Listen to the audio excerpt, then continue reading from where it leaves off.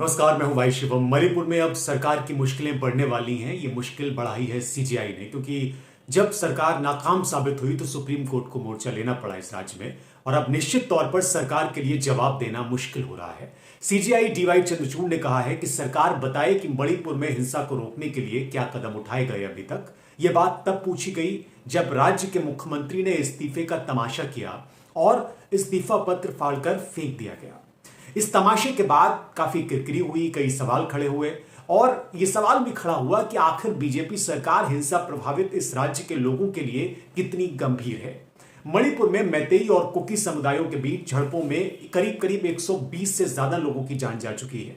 पहली बार हिंसा 3 मई को तब भड़की जब मैतेई समुदाय की अनुसूचित जाति का दर्जा दिए जाने की मांग के विरोध में राज्य के पहाड़ी जिलों में जनजातीय एकजुटता मार्च निकाला गया, और इस मार्च के बाद हिंसा भड़कने लगी। सुप्रीम कोर्ट ने मणिपुर सरकार से राज्य में जातीय हिंसा को रोकने के लिए उठाए गए कदमों, बेघर और हिंसा प्रभावित लोगों के लिए पुनर्वास शिविरों के लिए उठाए गए कदमों और बलों की तैनाती यानी सुरक्षा बलों की तैनाती और कानून व्यवस्था की स्थिति पर एक डिटेल्ड रिपोर्ट मांगी है। सुप्रीम कोर्ट ने मामले की सुनवाई 10 जुलाई को तय की है। सुप्रीम कोर्ट हिंसा पर केंद्र और मणिपुर सरकार की ओर से पेश हुए सॉलिसिटर जनरल तुषार मेहता ने सुप्रीम कोर्ट को बताया कि राज्य में हालात धीरे धीरे सामान्य हो रहे हैं, सुधार हो रहा है।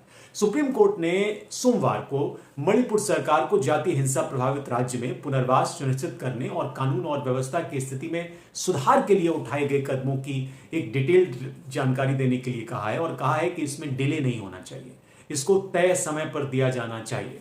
भारत के सीजेआई डीवाई चंद्रचूड़, न्यायमूर्ति पीएस नरसिम्हा और न्यायमूर्ति मनोज मिश्रा की पीठ ने इस मुद्दे पर याचिकाओं को 10 जुलाई को सुनवाई के लिए सूचीबद्ध किया है। राज्य की सरकार की ओर से पेश हुए सॉलिसिटर जनरल तुषार मेहता ने पीठ ने स्थिति की रिपोर्ट दाखिल करने के लिए कहा, और पीठ ने कहा कि इसमें पुनर्वास शिविरों, कानून व्यवस्था और जो दूसरे कदम उठाए गए इसके बारे में आप विस्तृत बताइए, और एक और बात बताइए कि हथियारों की बरामदगी हुई है नहीं हुई है, इसका विवरण दीजिए। एक संक्षिप्त सुनवाई में शीर्ष विधि अधिकारी ने सुरक्षा बलों की तैनाती और कानून व्यवस्था की हालिया स्थिति का एक विवरण दिया है। उन्होंने कहा है कि राज्य में कर्फ्यू की जो स्थिति है वो 24 घंटे से घटाकर अब 5 घंटे कर दी गई है। मेहता ने यह भी बताया कि राज्य में पुलिस, इंडियन रिजर्व बटालियन और सीएपीएफ की 114 कंपनियां तैनात की गई हैं। उन्होंने कहा कि कुकी समूह की ओर से पेश हुए वरिष्ठ वकील कॉलिन गोंजाल्वेज को चाहिए कि वो मामले को सांप्रदायिक रंग न दें। गोंजाल्वेज ने तर्क दिया कि उग्रवादी एक समाचार कार्यक्रम में आए और उन्होंने कहा कि वो कुकी समूह का सफाया कर देंगे, लेकिन उनके खिलाफ कोई कार्रवाई नहीं की गई। उन्होंने यह भी आरोप लगाया कि कुकी समूह के खिलाफ हिंसा राज्य द्वारा प्रायोजित थी, यानी सरकार द्वारा प्रायोजित थी। शीर्ष अदालत के पास मणिपुर की स्थिति को लेकर कई याचिकाएं आई हुई हैं। इसमें भाजपा के एक विधायक ने भी याचिका दाखिल की है, जिसमें मैतेई समुदाय को अनुसूचित जनजाति का दर्जा देने के हाईकोर्ट के आदेश को चुनौती दी गई है। एक और याचिका दाखिल की गई है जिसमें पूर्वोत्तर राज्य में हुई हिंसा की जांच एसआईटी यानी विशेष जांच दल से कराने की मांग की गई है। यह याचिका एक आदिवासी गैर सरकारी संगठन है, उसने दायर की है। गैर सरकारी संगठनों में से एक मणिपुर ट्राइबल फोरम ने मणिपुर में अल्पसंख्यक कुकी आदिवासियों के लिए सेना सुरक्षा और उन पर हमला करने वाले सांप्रदायिक समूह के खिलाफ मुकदमा चलाने की मांग करते हुए सुप्रीम कोर्ट का रुख किया था, और सुप्रीम कोर्ट से कहा कि ऐसा किया जाए। न्यायमूर्ति सूर्यकांत की अध्यक्षता वाली जो वेकेशन पीठ थी उसने 20 जून को याचिका पर तुरंत सुनवाई करने से इनकार कर दिया था और कहा था कि यह कानून और व्यवस्था का मुद्दा है जिसे प्रशासन को देखना चाहिए। एनजीओ की ओर से पेश हुए गोंजाल्वेज ने कहा कि प्रदेश सरकार के आश्वासन के बावजूद राज्य में जातीय हिंसा में 70 आदिवासी मारे गए हैं।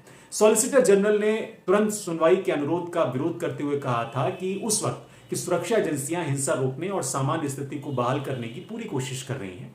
उन्होंने एक और बात कही, उन्होंने कहा कि बहुसंख्यक मैतेई समुदाय को अनुसूचित जनजाति का दर्जा देने के मणिपुर उच्च न्यायालय के आदेश से संबंधित मुख्य मामला शीर्ष अदालत ने 17 जुलाई को सुनवाई के लिए सूचीबद्ध किया है।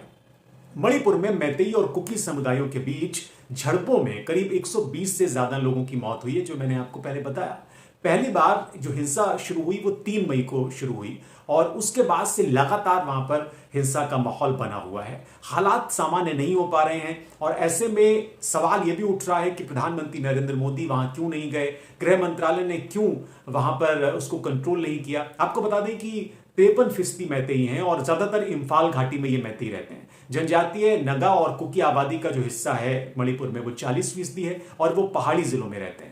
मणिपुर हाईकोर्ट के 27 मार्च को दिए गए आदेश में राज्य सरकार को बहुसंख्यक समुदाय को अनुसूचित जनजाति का दर्जा देने की मांग पर 4 हफ्ते के भीतर केंद्र के पास सिफारिश भेजने को कहा गया था, यानी बीरेन सरकार से कहा गया था। और इसके बाद कुकी समुदाय नाखुश हो गए, वो नाराज हो गए और उन्होंने कहा कि मैतेई समुदाय के लोगों को ये आदिवासी जनजाति का दर्जा नहीं दिया जा सकता। इसके अलावा एक और थ्योरी जो मणिपुर में चल रही है वो ये कि वहां पर 15 सालों तक जब कांग्रेस की सरकार रही तब हालात सामान्य रहे, लेकिन उसके बाद चूंकि ये सरहदी सूबा है तो यहां पर हथियारों का, ड्रग्स का एक नार्कोटिक्स टूरिज्म शुरू हुआ और इस टूरिज्म के बाद वहां पर हालात खराब होते चले गए जो अभी तक बेहतर नहीं हुए हैं। अब सुप्रीम कोर्ट ने चूंकि इसमें दखल दिया है, सुप्रीम कोर्ट में 10 जुलाई को सुनवाई होनी है और 10 जुलाई तक ये पूछा गया है सरकार से कि जनाब बताइए कि आपने क्या किया है।